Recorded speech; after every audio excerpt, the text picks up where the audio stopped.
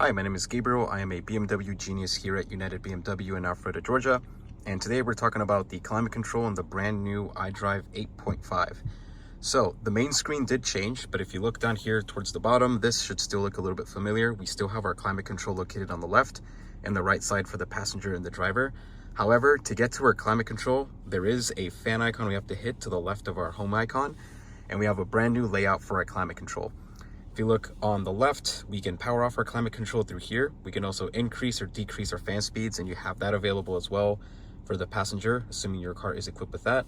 You also have the recirculation of air in the car. So whenever you click this, you can choose the type of air you want. You can have fresh air only, or you can do automatic where it does both inside and outside air. Inside air recirculation will close out the vents, so no outside air is going to come through. If you have allergies, or if you're passing by some sort of factory and you don't want none of that smoke to come in, it's a great idea to swap over to that. You can also toggle and on or off your AC button through here. And right now it is on auto, so it's trying to keep us at whatever temperatures we set it at. We have the option to choose where we want the air to blow out from whenever we click here. So to change this, you actually have to tap on these lines that you see right up at the top. So if I were to tap one of these, you'll notice that now there's no air blowing towards my upper body, towards the ground, or I can just have it turn off on the defrost if I want. So to turn these on, you have to click each one of these areas here and you'll be able to choose where you want the air to blow out from. You can take this off and it'll take you right back to your automatic program through here. Max AC will still blow air, cold air as you as hard as it can, as fast as it can. So if it's a very hot day, you can click that and it'll blow the air at you.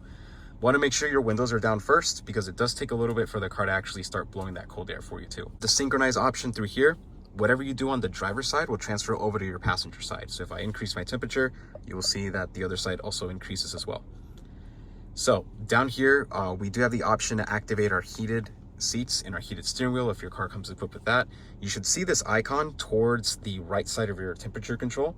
Whenever you click here, it'll ask you if you want to do your heated seats or your heated steering wheel. In some cars, you do have the ventilated seat option. You can click there and activate them that way as well if you wanted to.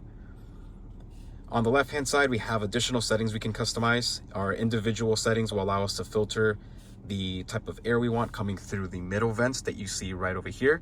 So we can have slightly cooler air or slightly warmer air coming out of these two vents through here. So think of it as about a 3-degree difference from what you see down here, basically saying, do you want to be cooled down and maintained to this temperature, or do you want to be warmed up and maintained here? There is a preconditioning setting, so you can set a departure plan if you want your car to precondition for a specific departure.